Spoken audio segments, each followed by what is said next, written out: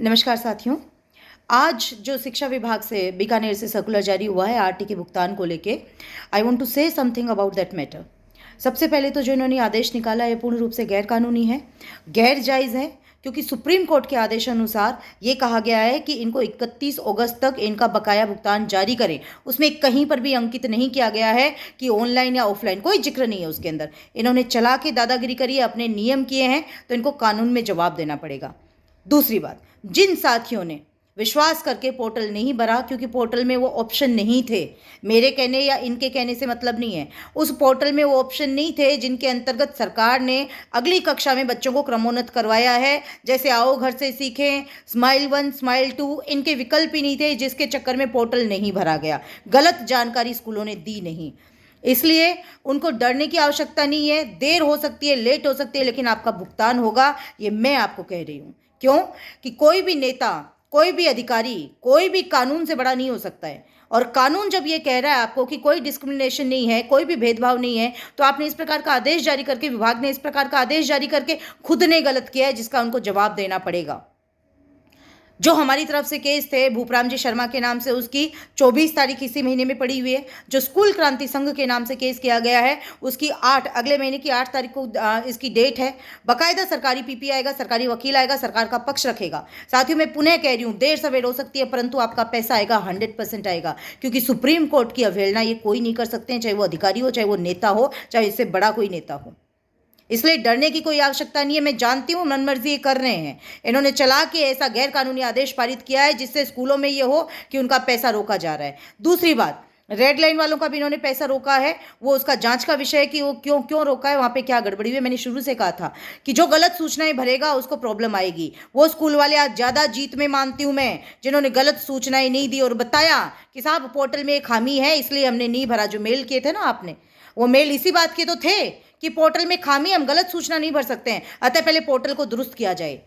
और जिन्होंने भरा है, जिनका पेमेंट होगा, उनका भी ध्यान रखेगा। मैं बहुत महत्वपूर्ण बात कह रही हूँ, इसको हल्के में ना ले, कि जो शपथ पत्र आपसे भरवाया जा रहा है और जिन नियमों के आपसे पैसा लिया जा रहा है, पैसा आपको अलॉट किया जा रहा है, जिन नियमों के माध्यम से, वो नियम आप पढ़िएगा। इतने कठोर नियम है। आपने अगर पुनः गलत इसके अंदर सूचनाएं भरी हैं, क्योंकि ध्यान रखिएगा कि दिल्ली हाईकोर्ट ने फैसला जारी किया है, फैसला दिया है कि आपको टीचर्स को 100% 20-21 का वेतन देना पड़ेगा, मैं ब्याज।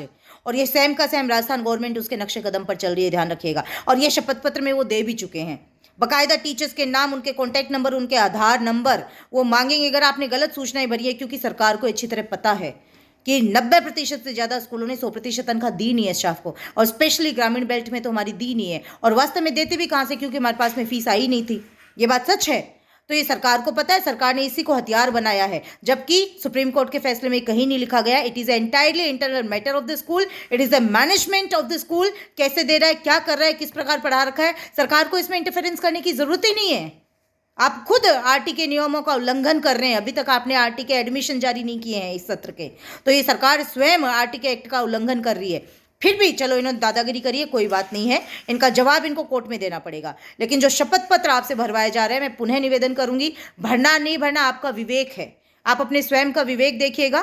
परंतु उसके अंदर जो चीज़ें भरवाई है, अगर गलत सूचनाएं आपकी पाई गई है तो ध्यान रखिएगा। मैं पहले से ही आगाह कर देती हूं कि मान्यता जाएगी सो तो अलग, 420 का 420 का केस, फॉर्जरी का केस आप पे लगेगा।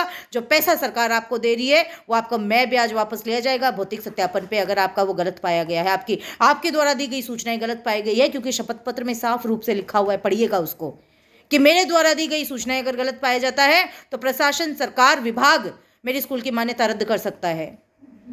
अतः आप जो कुछ भी करें सोच समझ के करें। और जो मेरे साथी है, जिन्होंने मेरे पे विश्वास किया है, ध्यान रखिएगा, आपके लिए लड़ना मेरी अपनी जिम्मेदारी है, और मैं अपनी जिम्मेदारी से कभी पीछे नहीं हटूंगी, क्योंकि आप भी मैं जिंदा हूं।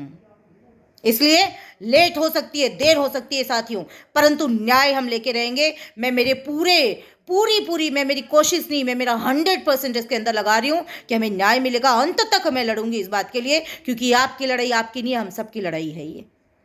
इसलिए निश्चिंत रहिएगा, कोई गलत चीज़ है हम उसका विरोध कर सकते हैं, एक बार हम परेशान हो सकते हैं, लेकिन सच्चाई का साथ हमने दिया है तो हम पराजित कभी नहीं होंगे। ये बात अपने दिमाग में आप हमेशा ध्यान रखिएगा। अतः आप खुद समझदार हैं, शिक्षाविद है, यू ऑल आर लीडर्स। इसलिए ध्यान रखिएगा, जो मुझसे जुड़ा हुआ है, जिन्होंने मुझ पे विश्वास किया है, उनका पैसा नहीं रुकेगा। हमने गलत सूचनाएं नहीं दी है, इसके लिए हमने अपराध नहीं किया है। पोर्टल उनको दुरुस्त करना पड़ेगा, उनको जानकारी, अगर वो पुनः भी भरवाते हैं तो उनको जानकारी दुरुस्त करनी पड़ेगी, पैसा जारी करना पड़ेगा, आज नहीं तो कल, लेकिन they have to give a payment to all the school teachers, all the schools. उम्मीद करती हूँ मेरी भावनाएं समझेंगे आप, और मैं क्या कहना चाह रही हूँ इसको आप समझेंगे, सब एक रहेंगे, कोई डरने वाली बात नहीं है। पुनः दोहरा रही हूँ, कोई भी नेता, कोई भी अधिकारी कानून से बड़ा नहीं होता है, कोर्ट से बड़ा नहीं होता है, सबको जवाब देना पड़ेगा। किस आधार पे आपने पैसा रोका, सुप्रीम कोर्ट के आपने फैसले की कैसे अवमानना करी, they all have to give answer in the court. बहुत बहुत धन्यवाद, थैंक यू सो मच।